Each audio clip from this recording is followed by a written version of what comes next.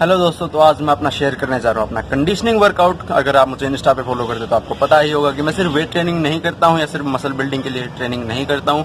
मैं कैलिस्थेनिक्स भी करता हूँ और साथ में कंडीशनिंग वर्कआउट भी काफ़ी ज़्यादा करता हूँ। तो मैं अपना आज सैटरडे मॉर्निंग है, ज़्यादातर मेरे कंडीशनिंग वर्कआउट है, तो मैं आज अपना कंडीशनिंग वर्कआउट शेयर करने वाला हूँ।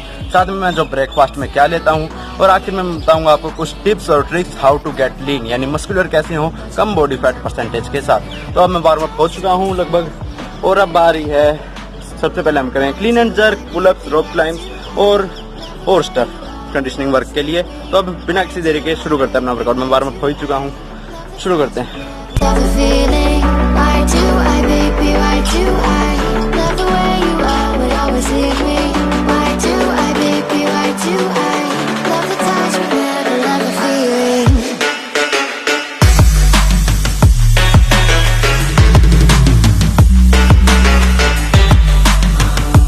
तो क्लीन एंड जर्क के 50 रेप्स हो चुके हैं। इसमें काफ़ी थक गया हूँ, काफ़ी दिनों बाद करी है और गोल है कि 100 रेप्स करूँ। 60 kg वेट है, मेरा बॉडी वेट है 70 kg। तो देखते हैं 100 हो भी पाते या नहीं।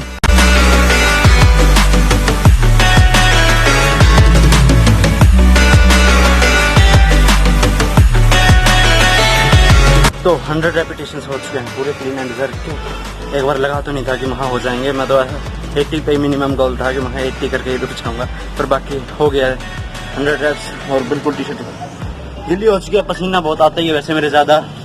और एक और फैक्ट की बात कि पसीना का मतलब नहीं होता कि फैट बर्न कर रहे हैं, बॉडी सिर्फ अपने टेम्परेचर रेगुलेट करने के लिए स्वेटिंग करती है, तो ये भी ध्यान रखिएगा। एक फैक्ट की बात भी बता दी आपको ट्रेनिंग के बीच में।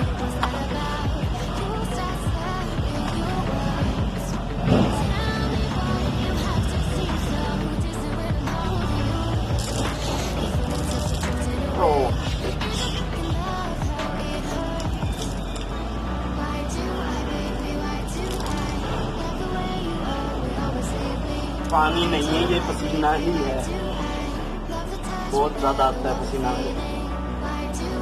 तो अब बारी है 100 कमांडो पुलअप्स और 150 पैरेलल बार पर डिप्स। तो इन दोनों को मैं साथ में ही कर रहा हूँ, पहले 2 सेट कमांडो पुलअप्स के, फिर 2 सेट डिप्स के। और मेरा मेन गोल है कि मैं रेपिटेशन जैसे 100 और 150 इन्हें पूरा करूँ, कितने ही सेट में हो जाए। मेन गोल है रेपिटेशंस पूरा करना और कोई स्पेसिफिक रेप्स नहीं की, 6 से 8 ही करनी है, जितना जल्दी हो सके उतना जल्दी गोल है।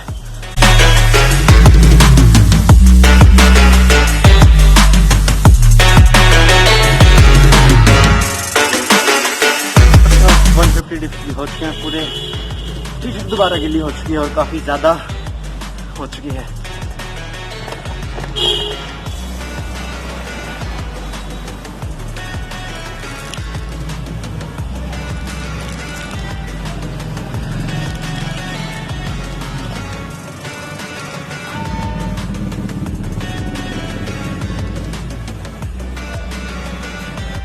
तो अब सिर्फ 2 चीज़ें रह गई हैं, 6 रोप क्लाइंब और 100 जंप रोप के साथ डबल अंडर्स। सिर्फ ये 2 काम रह गए, फटाफट खत्म करते हैं।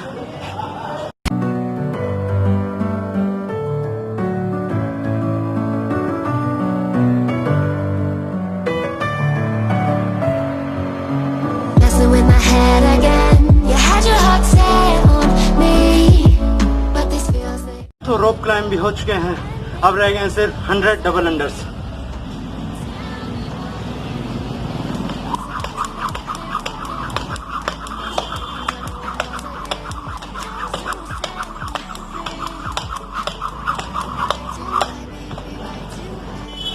तो वर्कआउट हो गया कंप्लीट।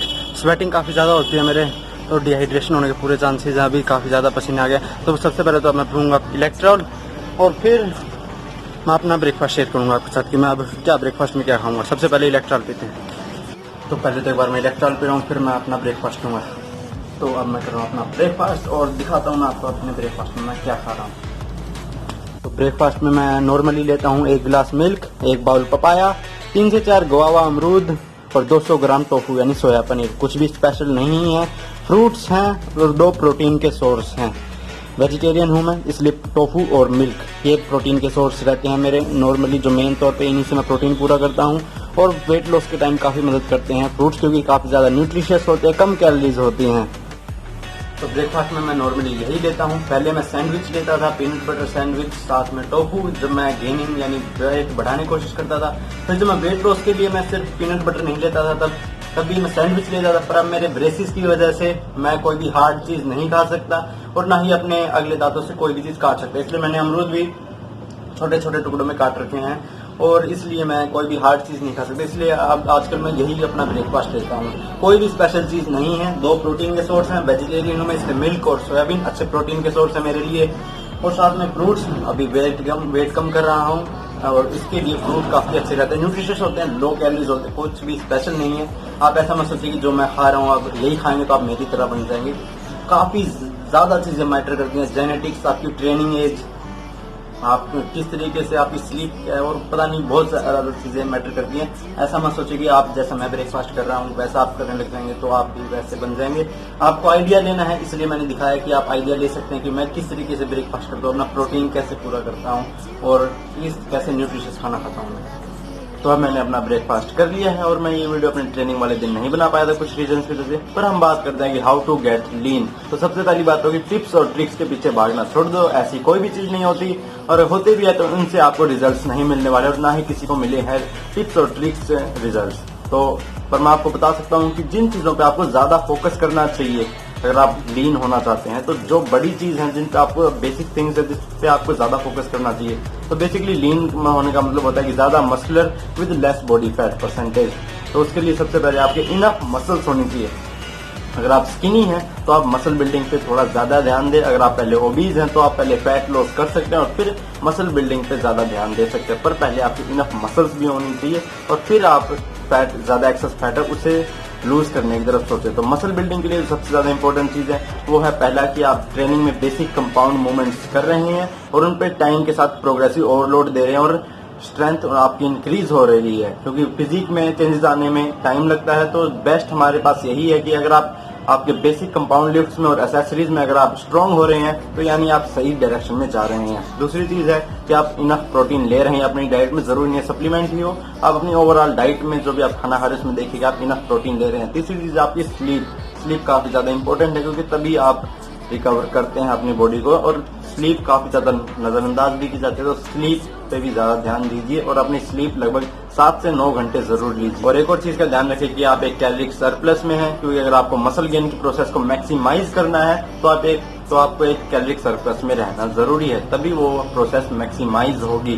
तो एक कैलोरिक सरप्लस में जरूर रहें। और एक और चीज कि आप जब भी ट्रेनिंग कर रहे हैं आप हफ्ते में लगभग एक बॉडी पार्ट को 2 से 3 बार ट्रेन करें। आप कोई भी push pull leg upper lower आपका जो भी आपको स्प्लिट पसंद है वो इस्तेमाल कर सकते हैं। इनमें ज्यादा डिफरेंस नहीं होता, बस वो आपकी वॉल्यूम जितना आप काम करते हैं उससे अच्छे तरीके से डिस्ट्रीब्यूट करें, बस इसलिए ही होते हैं। तो आप ये ध्यान रखिए कि आप हर एक मसल्स को हफ्ते में 2-3 बार ट्रेन कर रहे हैं अच्छी वॉल्यूम के साथ, वो आपकी ज्यादा मदद करेगा थोड़ी मसल गेन करने में। ये की जो मेन चीज है जिन पर आपको ज्यादा ध्यान देना चाहिए, अपना लगभग 70% से ज्यादा टाइम आपको इन चीजों पे ध्यान देना चाहिए। और जो भी छोटी मोटी चीजें होती है कि आप कौन सी एक्सरसाइज कर रहे हैं, और ये आती हैं बाद की चीजें। पहले आप अपने बेसिक्स ठीक कर रहे हैं कि कंपाउंड मूवमेंट्स में स्ट्रांग हो रहे हैं, और जो एसेसरीज हैं जो भी आप कर रहे हैं कि उनमें भी आप स्ट्रांग हो रहे हैं जो आपको पसंद है। ऐसा नहीं है कि आप एसेसरीज पे ज्यादा ध्यान दे रहे, कंपाउंड मूवमेंट में आप प्रोग्रेसिव ओवरलोड ही नहीं दे रहे। तो जो मेन चीजें हैं उन पे ज्यादा ध्यान दीजिए। तो अब हमने मान लिया कि आपका इनफ मसल्स है पर आप पहले फैट लॉस करना चाहते हैं, या ज्यादा ओबीज हैं तो आप फैट लूज करना चाहते हैं, तो उसके लिए आपको क्या करना चाहिए। तो सबसे पहली बात तो एक कैलोरिक डेफिसिट में रहना चाहिए, जिसके बारे में मैंने पहली वीडियो में अच्छी तरीके से बता चुका। अगर आपको नहीं पता इस चीज के बारे में तो आप वो देख सकते हैं। एक कैलोरिक डेफिसिट में रहना जरूरी है। इनफ प्रोटीन लीजिए, क्योंकि वेट लॉस और फैट लॉस अलग अलग चीज है।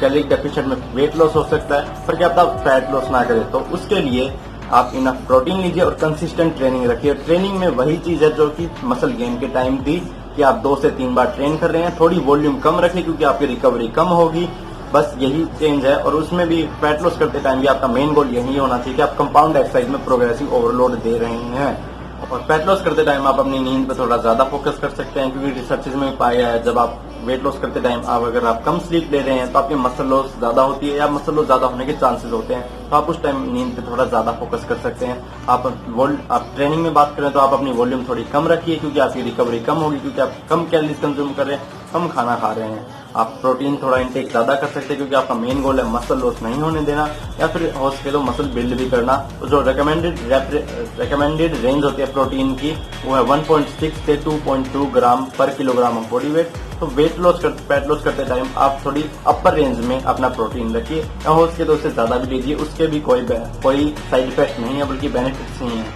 तो यही है बेसिक चीजें जिन पे आपको ज्यादा ध्यान देना चाहिए। आपका 70% से ज्यादा, लगभग 80% तक आपका या उससे भी ज्यादा आपका ध्यान इन चीजों पे होना चाहिए। अगर बिगिनर है तो और भी ज्यादा आपका ध्यान इन मेन चीजों पे होना चाहिए, बजाय कि जो 20% पे जिनके पीछे लोग भागे रहते हैं कि किस टाइम क्या चीज खा रहे हैं, या फिर बजाय ये देखने की कि पूरे दिन में प्रोटीन पूरा कर रहे हैं या नहीं कर रहे, या फिर ये देखेंगे कि हम वर्कआउट के बाद तभी प्रोटीन शेक पी रहे हैं और उनके पूरे दिन में इतना इनफ प्रोटीन नहीं ले रहे हैं वो। तो जो बेसिक थिंग्स हैं उन पे ज्यादा ध्यान दीजिए और आप काफी ज्यादा दूर आप अच्छी तरीके से प्रोग्रेस करेंगे। और अगर आपको ये वीडियो पसंद आई तो लाइक जरूर कर देना, कमेंट्स में बताना कि क्या मैं ऐसी वीडियो और बनाऊं जिसमें मैं अपने वर्कआउट या अपने मील्स शेयर करूं और आपको ऐसी टिप्स देता रहूं। और चैनल को सब्सक्राइब करना मत भूलिएगा। Thank you.